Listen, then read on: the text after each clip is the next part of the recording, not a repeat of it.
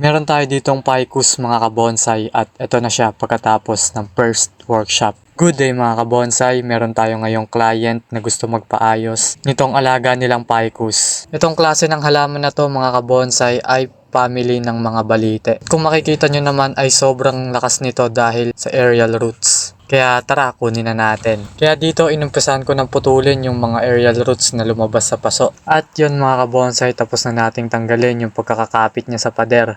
Ngayon ay pwede ko na tong iuwi. Inilagay ko lang pala to dito sa tabi ng daan sa amin para kinabukasan pwede ko na tong i-workshop. Di na kasi to kakasya dun sa rooftop garden ko. Kinabukasan inayusan ko na kagad to. Magiging challenge pala sa atin to mga kabonsai. Kasi dapat by December napaganda ko na to. Ang usapan kasi namin ni client pagdating ng December. Gagamitin na to pang display. At ngayong July 13 ang magiging first workshop nito. Kaya inumpisan ko na din agad. At ang una kong ginawa ay tiningnan ko kung ano yung magiging possible na forma nitong puno. Dito nakikita ko na twin trunk yung possible na maging forma nito. Kaya ang una kong ginawa ay pinutol ko na yung alam kong hindi kailangan na sanga. At syempre ide-defoliate ko para mas lalong makita ko yung ganda ng trunk. Pati na rin yung mga branches na kailangan kong itira. At ito na mga kabonsai ang itsura pagkatapos natin i-defoliate. Kung makikita nyo ay mas lumabas na rin yung sanga at yung pinaka main trunk. At ito na din yung gagawin kong front. Pagkatapos nilinisan ko na rin pala yung mga aerial roots at magsisimula na ako mag-wiring.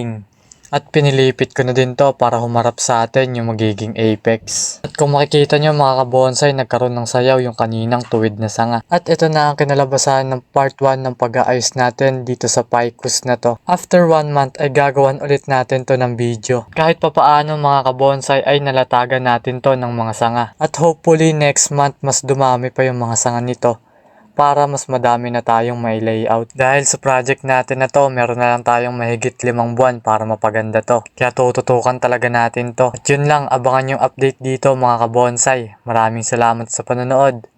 Peace!